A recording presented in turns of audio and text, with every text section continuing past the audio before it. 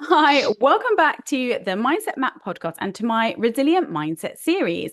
Now, it's been a while since I've had a guest on here with me sharing her own story of resilience. So I'm really thrilled to have the fabulous Rachel Teeling here with me today. And Rachel is a certified women's breakup coach and host of her own podcast, Healing with Teeling. Love that name, by the way. Thank And you. as a certified life coach, Rachel supports women to navigate life and love so that they thrive after heartbreak. Now, I cannot wait to dive into this episode with Rachel because I think a huge life change, such as a breakup, calls for quite possibly some of the strongest resilience you'll perhaps ever need.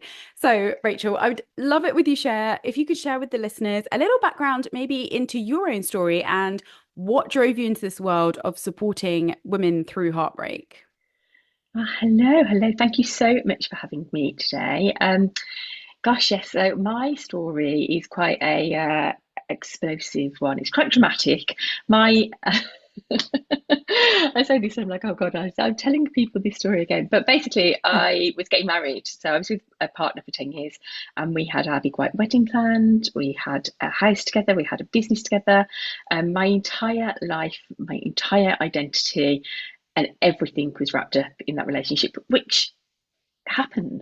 We get into Mm. relationships, we build our lives with people, we have children with people, we buy houses with people, we maybe not everybody starts a business with somebody, but yeah, we had our own lovely successful business. I was really very happy in life, and then suddenly one day he just cancelled the wedding. It was 4 weeks before my dress had just been fitted, and yeah, that was it. It was over, and I had absolutely no idea why. I was lost and confused, and I had absolutely no idea why. It turns out that he was having an affair. Surprise, surprise. Oh. But but at that time, I just didn't know. I was totally. I didn't have any idea. I couldn't possibly see how he'd had an affair. We worked together and lived together. How did this man find time? When was the time for the affair? How did you? I don't know how he left the house. So yeah, my everything broke down. My relationship broke down. Obviously, my career broke down. Business broke down. Everything just went to pot within a matter of months, and I had to build myself back up from that shit show. Apologies. So yeah, that's my background, and that's why I then trained as a life coach. I actually worked with a life coach through that period. So after I'd found out about the affair and all the things, I actually found a life coach to work with through just a training course that I'd done, and Mm. it was the best experience I've ever had. She literally turned my life around, with the work that she did with me. It totally changed my mindset about what had happened to me. And because I was very much in victim mode, it was like, oh, Mm. well, he had done this to me and he did that to me and it was all his fault. But she actually helped me see that I played a part in all of this and how Yeah. all of this happened. So it was, yeah, I just doing that work with her was fantastic. And she really inspired me to go off and train as a life coach myself, and now work Oh. with the women that I work with who are going through relationship breakdowns or have experienced similar toxic relationships. Mm. Oh, that's wonderful. And yeah, it was really interesting hearing you say about that you had no clue, like you were totally blindsided, you didn't see it coming. Like with the work that you've done with your coach since that, like can you now see, I guess, little warning symbols that maybe we just you chose to ignore or you just didn't realize at the time or Absolutely, Mm. honestly. I was saying the other day to one of my clients that I sometimes even now little things will happen and it'll trigger a memory and I'll be like, oh my God, that was such a big sign. And I did not see it. Like, how did I Mm. not? I think you see what you want to see, don't you? And at that time, I was living a fantastic lifestyle. We had our own recruitment business, which was very successful. We lived in a lovely house. We both drove brand new cars every 3 years. We used Mm. to fly business class. Like it was the most amazing lifestyle. Yeah. But certain things would happen and I just ignored them. Mm. And I can look back now and think, was I stupid? Or and you berate yourself, don't you? You're like, oh, was I stupid? But I just was. going a day to day, along with life. Yeah. But now I can look back and absolutely see the signs and like, I can't believe I missed them. I can't believe I had no idea. Yeah, that's fascinating, isn't it? But I think what's really important in those situations to think about is that you you only know what you know now because of the knowledge and you have now and the work that you've done now. So you were a different Absolutely. person back then. So you didn't have that level of enlightenment. So it's not that, I guess, you were stupid or you ignored it or anything like that. Your brain just actually couldn't see those things because you hadn't done Absolutely the not. Yeah. work to be able to see them.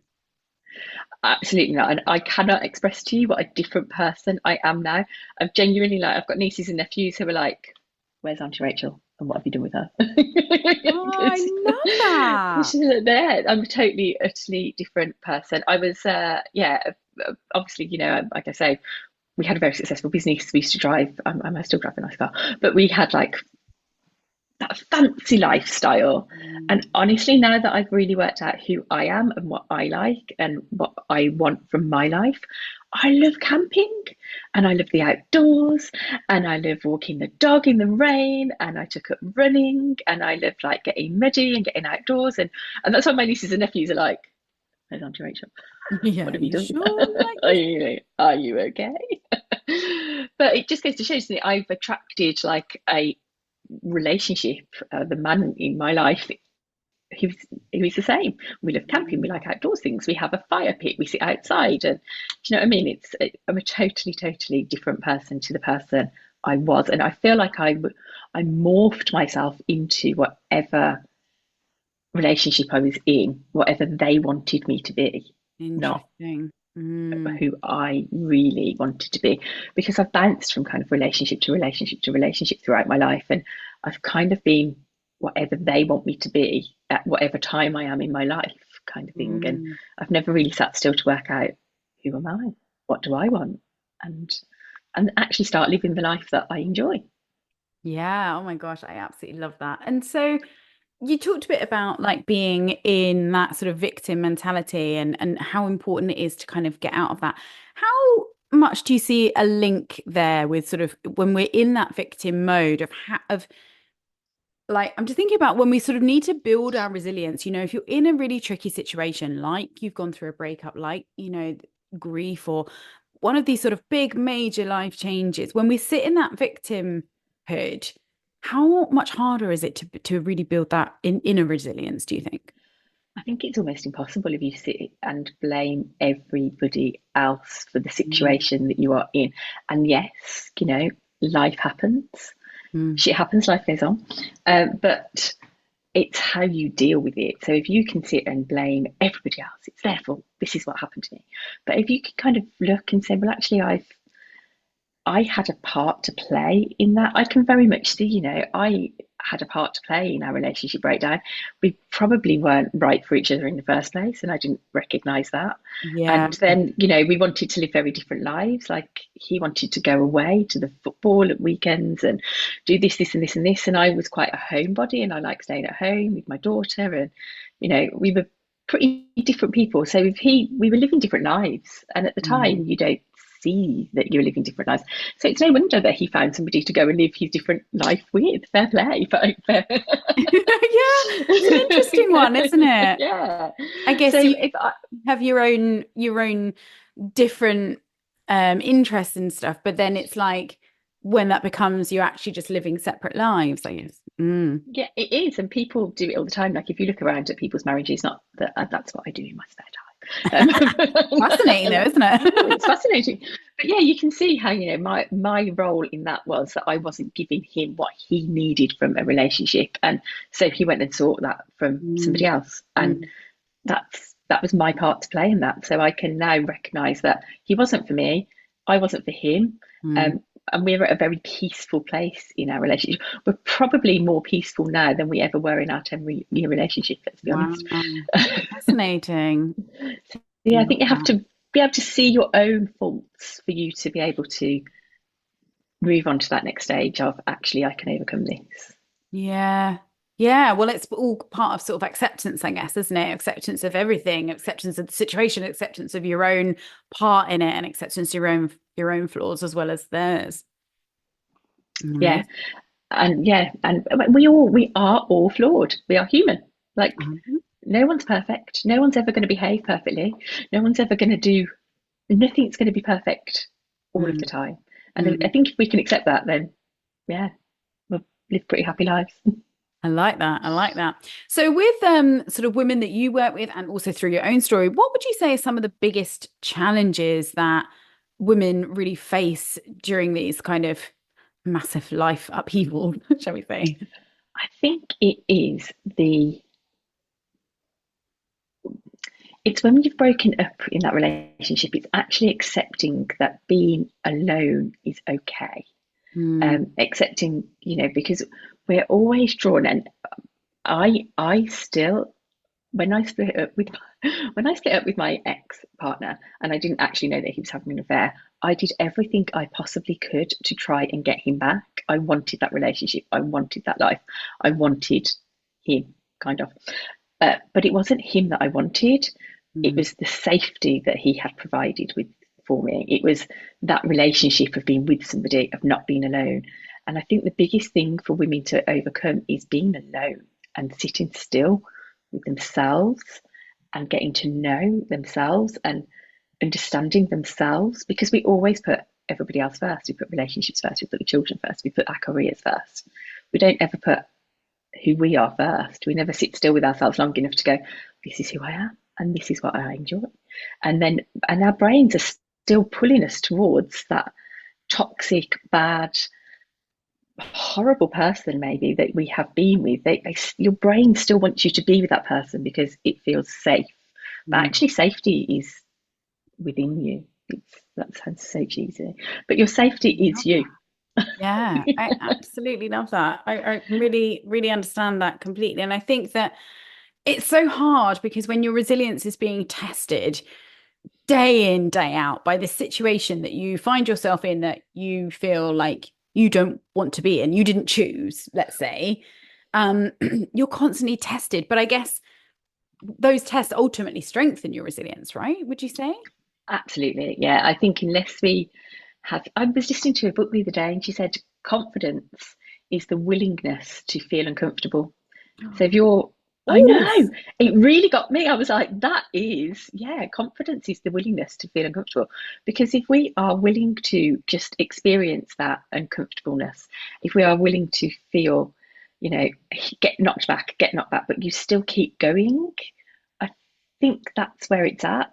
If you just, that's your resilience, because if you know that you're going to get knocked back or that bit didn't work, well, actually, I'll try it this way this time, or I'll try it this way this time. But you're still getting back up and you're still trying and you're still going for it. mm, That's what builds your resilience. But you are always going to get knocked back down. Nothing's going to work out 100% of the time. You just got to keep mm. trying. Yeah, that's so true. And in your own experience, like what are some of the are there any kind of like practical or kind of tangible sort of things that have really helped you in those moments where your resilience has been being tested and being knocked? Like anything that's really specifically helped you to kind of move forward? Um, and this is going to be one of the really hardest things for people to do, but actually spending time alone. I know, like when you've had a breakup and being on your own is like the worst thing you want to do. And I see it with clients, like they keep themselves really busy, they make sure that they're doing, and we'll always overcompensate with maybe work, or we'll be socializing, maybe playing sports or getting to the gym. My thing was I went out running all of the time. I was like, I'm going to run this race and I'm going to run this half marathon. But I found it really hard to just sit and be on my own and sit in my own company. But the moment that we do take some time out to just sit on your own, be in your own company, it's like the lights come on and we're like, oh, Mm. actually, this is okay. And I now find it really hard to be in other people's company. I'm like, I don't like you. I Yeah, don't want to be with you. give us some space. I'll go away. But yeah, I found it really hard to be alone. I had never lived alone in my entire life. I am one of four children. I moved straight in with my first boyfriend, and then I moved in with housemates, and then I moved in with my next boyfriend, and then I was left on my own. And I was like, what? What do I do How now? does this But work? yeah, how does this work? I have to take my own bins out. Yeah. But yeah, that just being alone is the hardest thing I think to do, but also the best thing you can do to get to know yourself, get to know what. And again, one of the things I recommend is take yourself on a date. Like, where would you want to go if you were going to go on a date? Where would you want to go on a date? Take yourself out to Mm. dinner. Take yourself out for a glass of prosecco. And people find it really hard to do, to just Yeah. sit and have a glass of wine on your own, because it feels like everyone's looking at you, but Yeah. no one cares. It's also like the situation, like where you are. Like I have no problem going out for lunch in the day by myself. I love it. I do it quite often. I'll go for a coffee in the day or I'll go for lunch. Yes, please. No problem with that. Yeah. But if I was to go to a bar at night for a drink or a restaurant by myself, I think I don't know if Yeah. I don't think I've done that. I think I'd And find it's really, that harder. it's hard. Different situations are hard for different people, because like I probably wouldn't take myself out for lunch in the middle of the day. I'd be like, ooh. But going for a drink in a bar at night time, I'd be okay, because I've always worked in like sales or and travelled alone kind of thing, and stayed in hotels alone. So I'm like, oh, that's fine. I've But it's used it, different for yeah. everybody. But it's about pushing yourself to do something that you're uncomfortable with Oh, I love on it. your own, Well, because that's where the you're growth happens, right? that's where Like, the growth happens, in the discomfort. yeah. Oh my gosh. So do you think that I don't know, do you work mostly with women? Um Yeah, so do you think I that with only work women with and women. men oh yeah. So I wonder like is there a big difference do you think in the way in which men and women kind of handle the aftermath of like breakups? Yes, they Mm, are totally different. Men can almost cut it off emotionally, because they're like, right, it's done now, it's over. Right, yeah. I'll be moving on to the next thing. And we hang on, and we're emotional, and I mean we are emotional creatures. We are female, we're feminine, but yeah, we are totally either broken-hearted, hanging on for everything to work out for us, hoping that somebody will come along and save us from ourselves. Mm, But yeah, men will just literally go, right, that's done now, over. I'm on to my next thing. And they can, I'm not saying they won't feel heartbroken or sad, but they can very much shut it down and be like, right, it's done. Bye bye. yeah. Close the door on to next. It's much harder, I guess, when people have got children because you've got to navigate that. You know, you can't actually close the door, can you? You Because cannot close the door. No. 18 years of age. I'm looking forward to that day. Is when you'll be able to close the door. yeah. Be very careful who you have babies with, people. Remember, they've got to be with you for 20 years of your life. But yeah, it is really difficult. And it's like creating that co-parenting relationship is really important, because nothing is more important than the children in this situation. It doesn't matter what I think, it doesn't matter about my feelings, it does not matter about my emotions. It matters about her. In my situation, it matters that she has a good relationship with her dad. It matters that he has like part-time, parenting responsibilities. It matters that me and him agree on her upbringing. It doesn't matter about how Mm. much we hated each other at the time. And that is one thing actually I think I probably did quite well, is that I put her first, and went and cried on my own. Yeah. Yeah. Yeah, that is very interesting.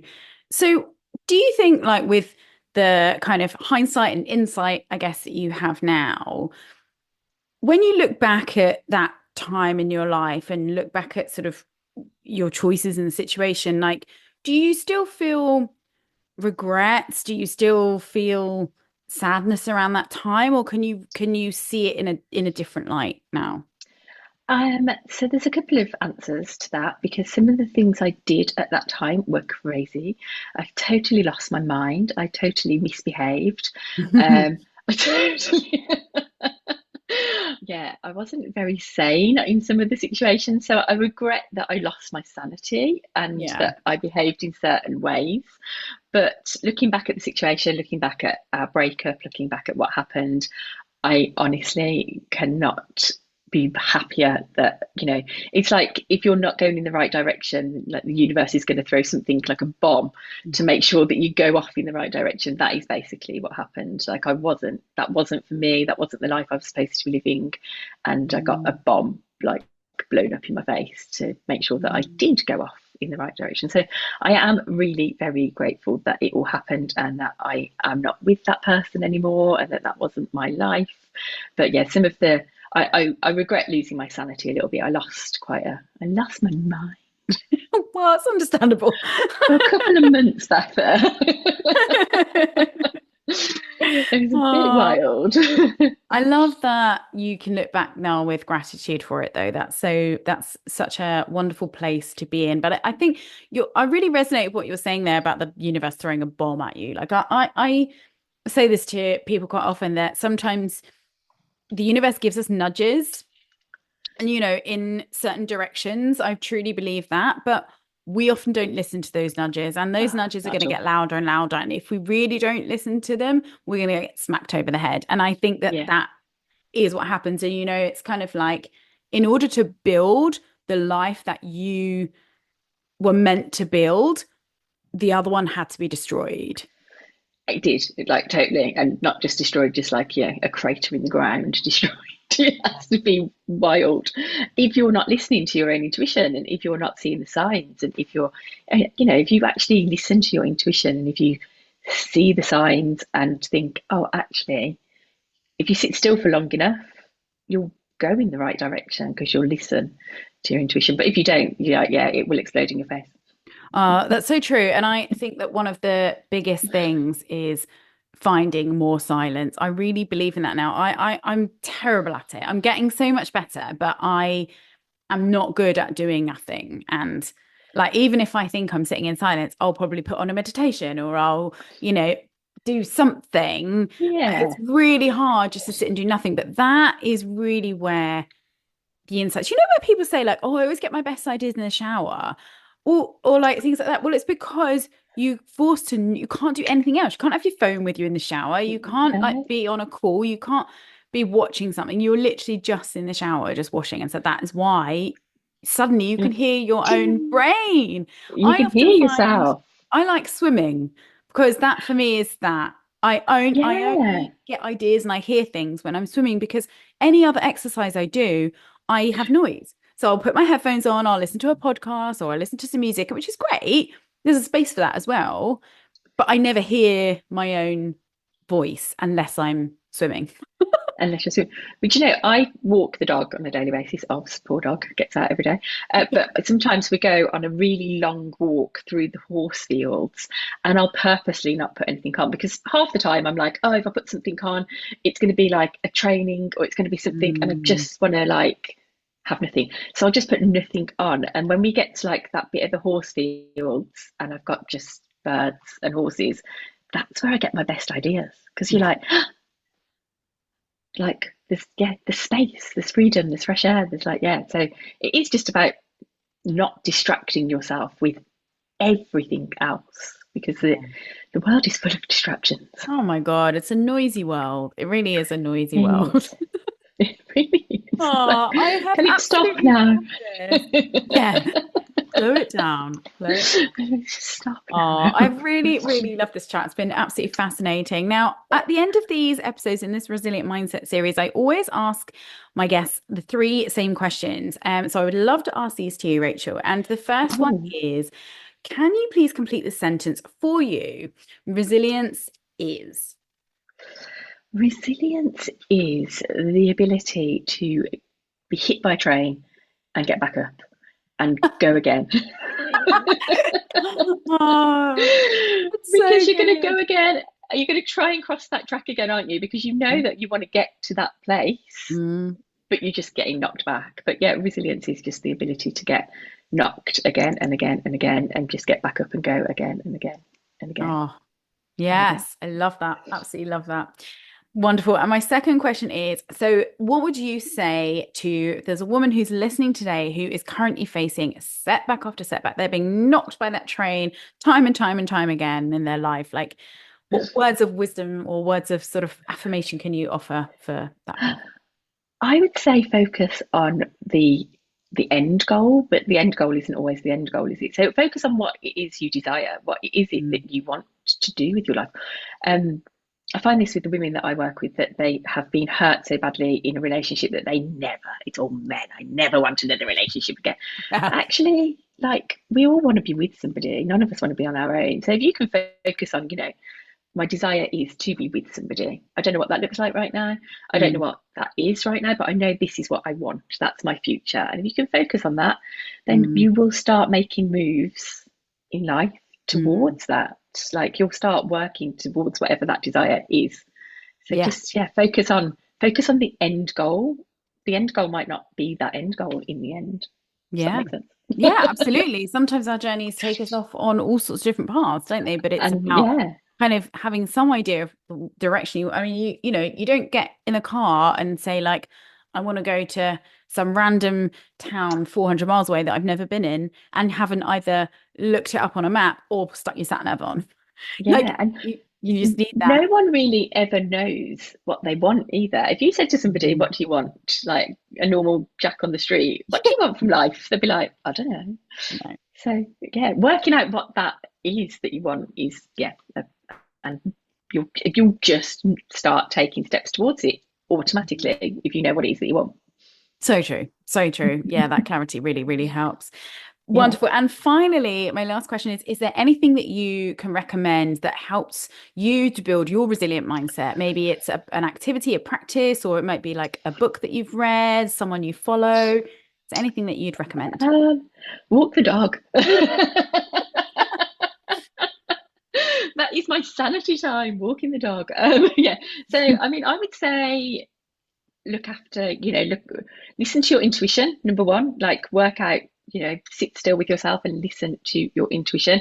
And I am a self-development book junkie, but one of the best books that I have read this year is Worthy by Jamie Kern Lima. She's an American. Oh, I have She not read that one. I need to check. Oh, well, she owned It Cosmetics, and Oh, she was yeah. the yeah. So she was like the first billionaire to like sell out to like L'Oreal, and her story is like of knockback after knockback after knockback after knockback after, like, until she went on to QVC, and then QVC was like, maybe.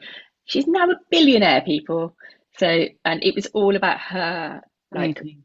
it's all about self-worth, and all about, how we're never always going to be feeling fully worthy, but it's fantastic. Oh, that sounds great. I'm Yeah, definitely going to check that one yeah, it's out. I love worthy. like that. Yeah, no, it's might be my favourite book this year, and I think I've listened to it like a couple of times. I'm like, yeah, let me go back to that chapter. Ah, that is very cool. Very cool. Well, thank you so much for coming on the podcast. It's been an absolute pleasure chatting with you today. Loved hearing all about your story. So if you wouldn't mind just sharing with the listeners, like how people can reach out to you, how people can find you, anything that you want to share, that'd be wonderful.